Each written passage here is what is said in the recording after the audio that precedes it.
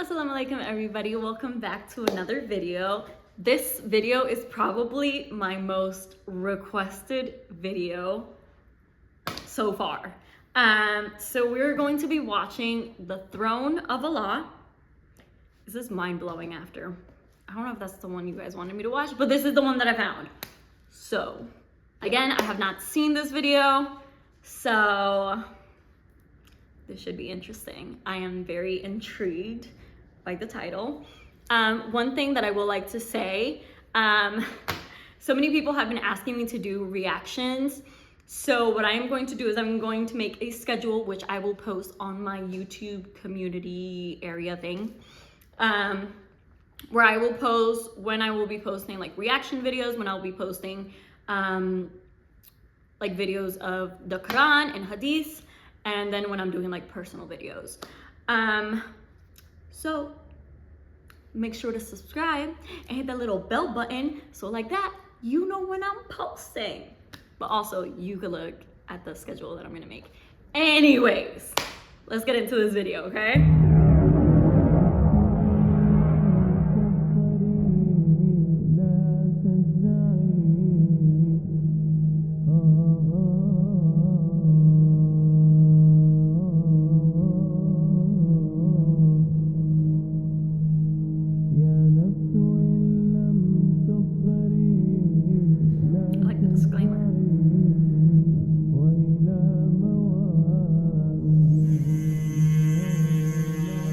يا نفس إن لم تظفري لا تجزعي.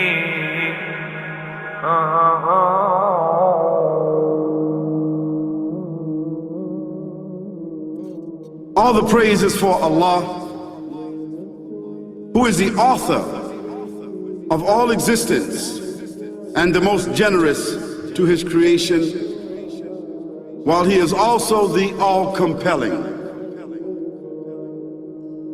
He is the only one worthy of our worship, having no partners, no associates, no sons, no daughters, no one whom he must consult, and no one or anything which has any comparison with him. All the praise is for Allah, who is the King of all who claim sovereignty, the only one who has the right to legislate for his creatures. He is the giver of life. He is the causer of death, while death has no effect upon him, because he is the ever-living, the self-subsisting, the eternal and the only absolute. All the praise is for Allah, who has power over all things, and there is in reality no power and no strength, no influence to cause benefit or detriment except through him. It is he who created this complex world, the seen and the unseen, the evident and the speculative, the earth and all that is on it and everything that is in it. It is he who sent his messengers and prophets, alayhimus salam, with the common message of strict monotheism, which simply means that there's absolutely no one worthy of worship, no one worthy of our obedience except the Almighty, the One, the Absolute, and who has no partners. The earlier messages which changed the world in the area in which the prophets were sent, those messages we know have changed, and even the prophets who brought them, their names are now lost. We just know in general because Allah told us in the Quran, وَلَقَدْ بَعَثْنَا فِي كُلِّ أُمَّةٍ رَسُولًا أَنْ يَعْبُدُوا اللَّهَ وَاجْتَنِبُوا الطَّاغُوتَ. I've sent to every nation a messenger, calling people to worship Allah alone and to avoid the worship of false gods. This essential message has been preserved in Islam in a way that it was never preserved before. That's why we're the truth anyways.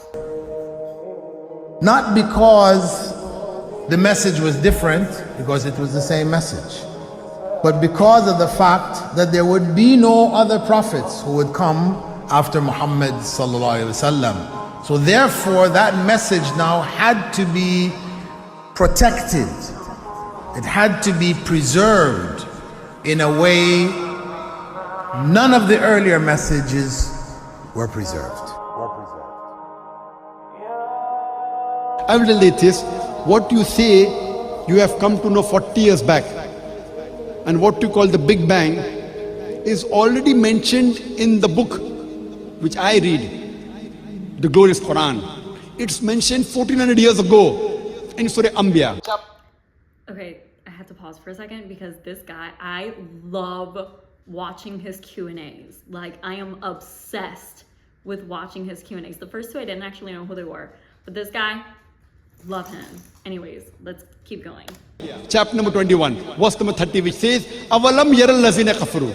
Do not the unbelievers see anna samawati wal arda kanat ratkan fataqnahuma, that the heaven and the earth were joined together and we clove them asunder.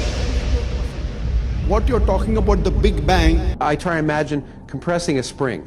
I push it closer and closer and closer together so it's smaller and smaller and smaller, and I've stored a tremendous amount of energy in that spring, and when I let it go, it bursts out, it bursts out, it bursts out. the creation of the universe, which you came to know 40 years back, is already For a second, I thought that guy was like talking about that, so I was a little confused, but it was just to prove this guy's point. Makes sense. mentioned in this book, the glorious Quran, 1400 years ago. Who could have mentioned that in the Quran? So the atheists will say, maybe someone wrote, maybe it's a fluke, maybe it's a guesswork. A human being, regardless of who they are, or where they are, or what they do, will have this curiosity. They'll want to know, why am I here? How did I get here? And do I have a purpose? And if so, what is it? The only one who would really be able to answer that question would be the Creator himself. If there is a Creator, it would be up to Him to tell us why we were created and what He expects from us and what this life is really about. Allah has shown the people from the time of Adam until right now, has shown the people what He wants from them. And it's a very simple thing. Before he even says it, guys, our purpose is to worship only one God. And our goal is to make it to paradise. But anyways, let's keep watching, see what they say.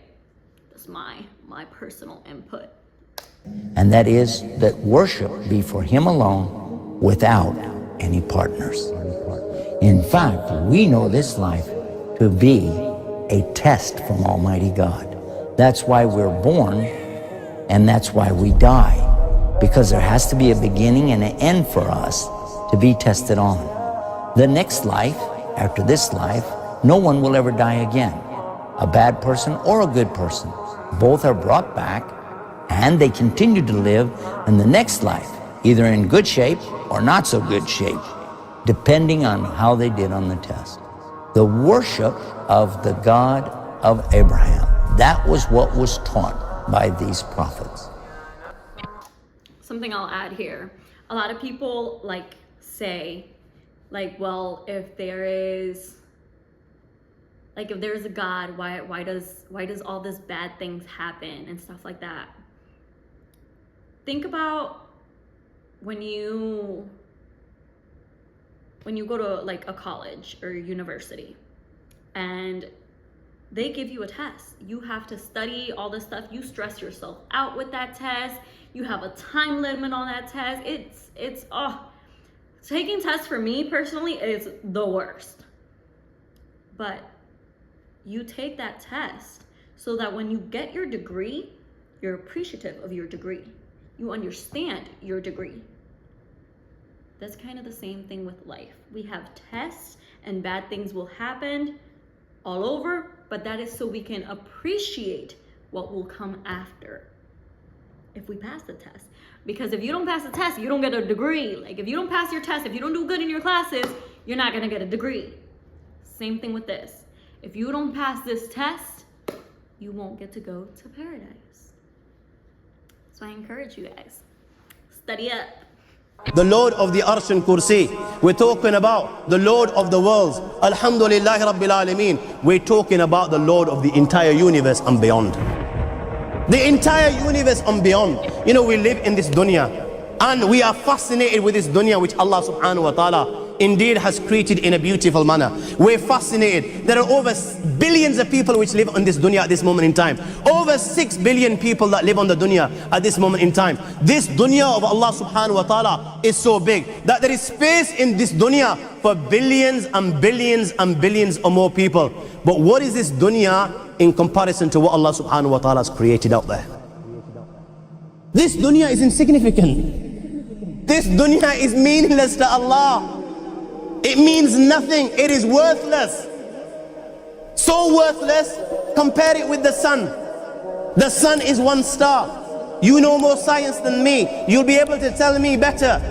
Take this planet Earth and you place it inside the sun, and you will be able to place 1.3 million Earths in the sun.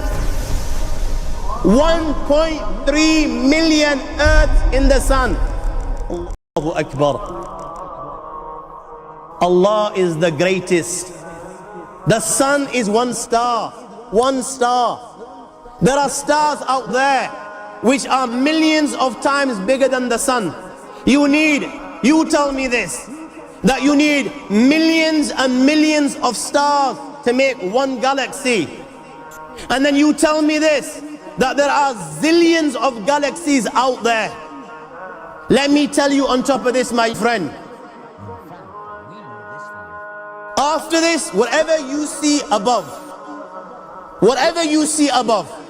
when you raise your head and you look above, whatever you see above, the zillions and zillions and zillions of galaxies, let me tell you, this is everything there is within the first heaven.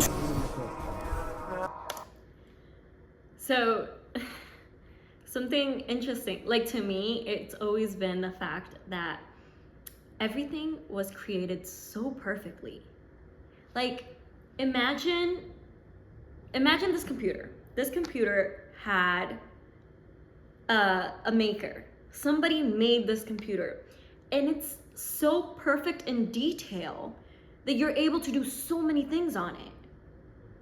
But it couldn't have just popped out of thin air, right? Like, somebody made this computer, and a computer is so small compared to the earth, and then the earth is so small compared to all the galaxies. Like, to me, there's just no possible way that this could have just come out of thin air. Like, everything's done to such perfection. All right, I'm sorry, we'll keep going. Everything there is within the first heaven, and Allah is the creator of 7 heavens. 7 heavens.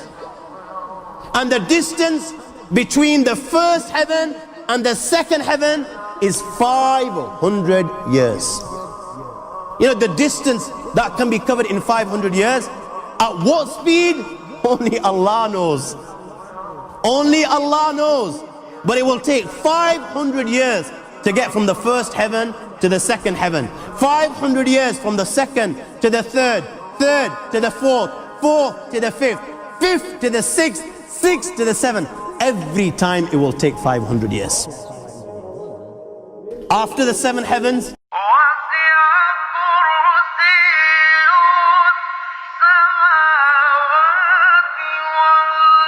وَسِعَ كُرْسِيُّهُ السَّمَاوَاتِ وَالْأَرْضِ. You all read the Ayatul Kursi. You all know the Ayatul Kursi. After this, you have the Kursi of Allah. You have the chair of Allah subhanahu wa ta'ala. You know these 7 heavens that we've just talked about, in comparison to the Kursi of Allah, they're non-existent. They're meaningless. Rasulullah sallallahu alaihi wasallam has given an example in a hadith, just to give us a little bit of understanding with regards to the 7 heavens in comparison to the Kursi of Allah. take a ring from your finger, take it off, the small ring that you have, and place it, let's say, in a desert, the Sahara Desert. It's the biggest desert in the world. You know that ring that we take off from our fingers and place it in the Sahara Desert? What comparison is in between the ring and the Sahara Desert? Nothing. Nothing. The 7 heavens is the ring, and the Kursi of Allah is the Sahara Desert. After the Kursi of Allah, you have the Arsh of Allah. وَكَانَ أَرْشُهُ عَلَى الْمَاءِ. You have the Arsh of Allah. Again, Rasulullah has given, has explained, so just so that we can understand. Take the ring, place it in the desert. This time, the ring is the Kursi and the Arsh is the desert. What is the Kursi in comparison to the Arsh of Allah? Nothing. Then you have angels which carry the Arsh of Allah. Their heads are in the 7th heaven and their feet are in the lowest earth. My friends, then you have the Lord of the Arsh al-Kursi. لا تدركه الأبصار وهو يدرك الأبصار وهو اللطيف الخبير. He is beyond the size of Allah, who Allah is, what Allah is. The greatness of Allah is beyond the comprehension of my little mind. This is the being that you and I are messing with. My eyes are tearing up, but since this is going online, I am not gonna cry, but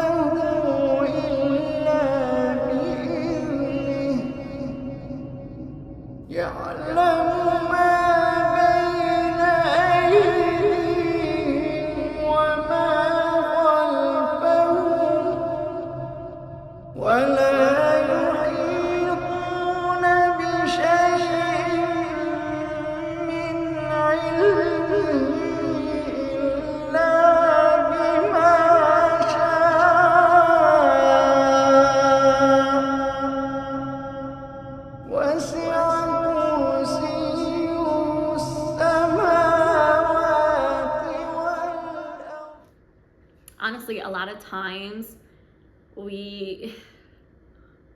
I don't know how some minds can think that this all came to be just out of nothing.